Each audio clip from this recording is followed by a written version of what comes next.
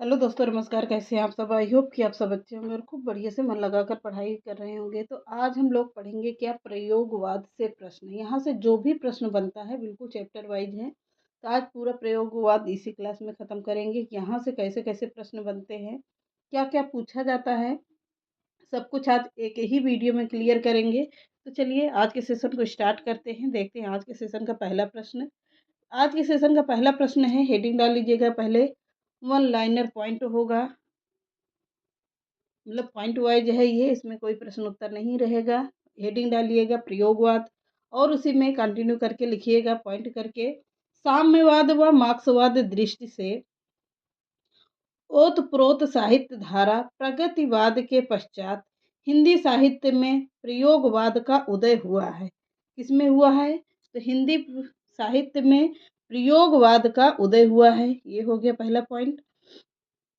अगला देखते हैं, छायावादोत्तर काल की वह काव्य धारा, छायावादोत्तर काल की वह काव्य धारा जिसमें काव्य के क्षेत्र में नए नए प्रयोग किए गए प्रयोगवाद के नाम से जानी जाती है। फिर से देखिएगा पॉइंट। कह रहा है प्रश्न, पॉइंट कह रहा है कि छायावादोत्तर काल की वह काव्य धारा जिसमें काव्य के क्षेत्र में नए नए प्रयोग किए गए प्रयोगवाद के नाम से जानी जाती है। समझ में आया प्रश्न? पॉइंट। अगला पॉइंट देखिएगा, सच्चिदानंद हीरानंद वात्स्यायन अज्ञेय को प्रयोगवाद का प्रवर्तक माना जाता है। यहाँ से प्रश्न आप लोगों को बहुत सारे देखने को मिलेंगे। किसको माना जाता है? सच्चिदानंद हीरानंद वात्स्यायन अज्ञेय को प्रयोगवाद का प्रवर्तक माना जाता है। अगला पॉइंट होगा, अज्ञेय के संपादक में 1943 ईस्वी में प्रकाशित तार सप्तक से प्रयोगवाद का आरंभ माना जाता है। किसका? प्रयोगवाद का आरंभ माना जाता है। अगला पॉइंट है, अज्ञेय के संपादन में कुल 4 तार सप्तक प्रकाशित हुए थे।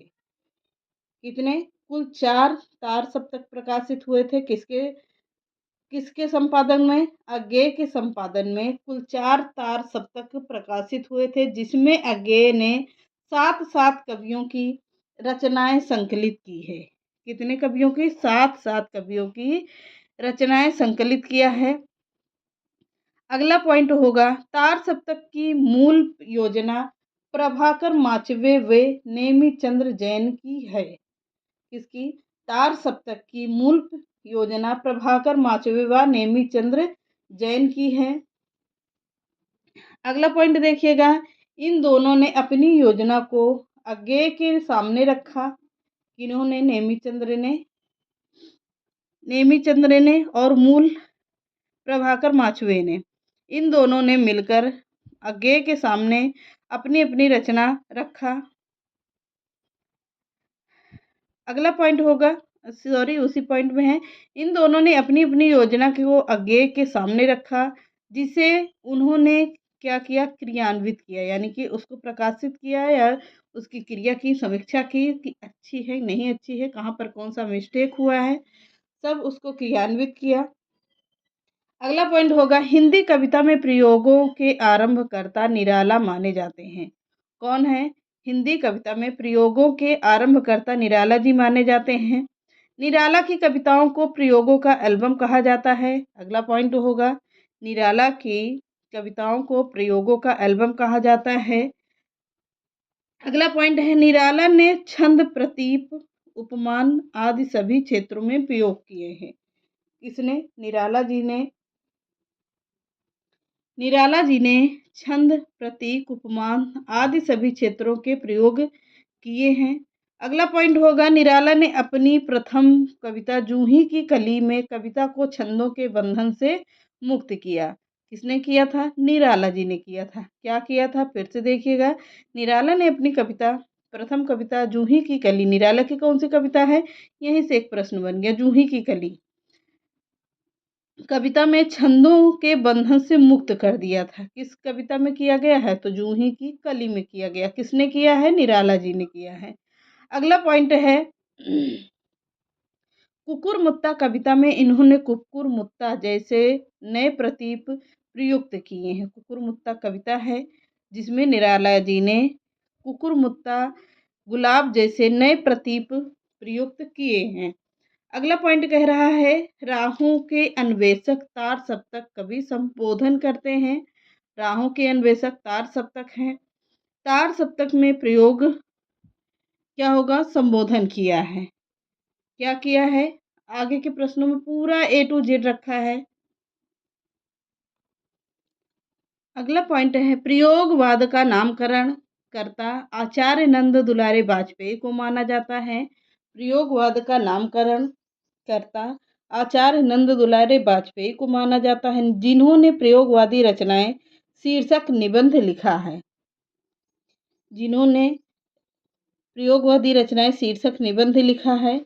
अगला पॉइंट है तार सप्तक की भूमिका में अज्ञे ने लिखा है सातों कवि एक स्कूल के नहीं हैं। राही नहीं राहों के अन्वेषी हैं। पॉइंट बहुत ही अच्छा है, ये ऐसे प्रश्न पूछे जाएंगे आपसे। तार सप्तक की भूमिका में अज्ञे ने क्या लिखा है? सातों कवि एक स्कूल के नहीं हैं, राही नहीं राहों के अन्वेषी हैं। अगला पॉइंट है दूसरा तार सप्तक की भूमिका में अज्ञे ने लिखा है कि हमें प्रयोगवादी कहना उतना ही सार्थक या निरर्थक है जितना ही कि हमें कवितावादी कहना होगा। कि किसने कहा है? अज्ञे जी ने कहा है। अगला पॉइंट होगा अज्ञे के अनुसार प्रयोग अपने आप में इष्ट नहीं है। अज्ञे के अनुसार प्रयोग अपने आप में इष्ट नहीं है, वह एक साधन है। अगला होगा पॉइंट कहाँ से? अब यहाँ से मेन पॉइंट आता है, यहाँ से प्रश्न आप लोगों से पूछा जाता है। अज्ञे के संपादन में कुल 4 तार सप्तक प्रकाशित हुए थे। कब कब प्रकाशित हुए थे? तो पहला तार सप्तक आया था, प्रथम तार सप्तक आया था 1943 ईस्वी में आया था। दूसरा आया था 1951 ईस्वी में आया था। तीसरा सप्तक आया था 1959 ईस्वी में और चौथा तार सप्तक आया था 1979 ईस्वी में। क्लियर? फिर से देखिएगा, यहाँ से प्रश्न आप लोगों से जरूर पूछा जाता है कि कह रहा है कि प्रथम तार सप्तक आया था 1943 ईस्वी में, दूसरा तार सप्तक आया था 1951 ईस्वी में और तीसरा तार सप्तक आया था 1959 ईस्वी में और चौथा तार सप्तक आया था 1979 ईस्वी में। क्लियर हुआ? आगे बढ़िए। अगला पॉइंट कहता है प्रयोगवादी आंदोलन के प्रचार प्रसार हेतु अज्ञे ने 1946 ईस्वी में प्रतीप का प्रकाशन किया था। प्रयोगवादी आंदोलन के प्रचार प्रसार हेतु अज्ञे ने 1946 ईस्वी में प्रतीप का प्रकाशन किया था। किसके अनुसार हुआ था? अज्ञे के अनुसार हुआ था। कब हुआ था? 1946 ईस्वी में हुआ था। क्या किया था? प्रतीप का प्रकाशन किया था। अगला पॉइंट देखिएगा, प्रयोगवाद के विकसित रूप को नई कविता के नाम से जाना जाता। बहुत ही इम्पोर्टेंट पॉइंट है, यहाँ से प्रश्न आप लोगों से पूछा जा सकता है। प्रयोगवाद के विकसित रूप को नई कविता के नाम से जाना जाता है। किसके नाम से? नई कविता के नाम से। अगला पॉइंट है प्रयोगवाद ने दूसरे तार सप्तक के प्रकाशन के बाद प्रयोगवाद ने दूसरे तार सप्तक के प्रकाशन के बाद नई कविता का रूप धारण कर लिया था। किसका हुआ था? दूसरे तार सप्तक से क्या हुआ था? नई कविता का रूप धारण कर लिया था। अगला पॉइंट होगा डॉक्टर राम बिलास शर्मा ने नामवर सिंह ने नई कविता को प्रयोगवाद का छंद रूप कहा है। किसने कहा है? डॉक्टर राम बिलास शर्मा ने नामवर सिंह ने डॉक्टर रामविलास शर्मा और नामवर सिंह ने नई कविता को प्रयोगवाद का छंद रूप कहा है। क्या कहा है? छंद रूप कहा है। अगला पॉइंट देखिएगा, उन्होंने 1952 ईस्वी में रामविलास शर्मा और नामवर सिंह ने 1952 ईस्वी में आकाशवाणी पटना से कब? 1952 ईस्वी में आकाशवाणी पटना से प्रकाशित एक रेडियो वार्ता में नई कविता का नाम प्रयोग किया था। कब किया था? ये पॉइंट बहुत पूछा जाता है कि 1952 में कहाँ से? आकाशवाणी पटना से प्रकाशित एक रेडियो वार्ता में नई कविता का नामकरण प्रयोग किया था। अब अगला पॉइंट देखते हैं, कि 1954 ईस्वी में, कब 1954 ईस्वी में इलाहाबाद से जगदीश गुप्त व कब 1954 ईस्वी से इलाहाबाद से जगदीश गुप्त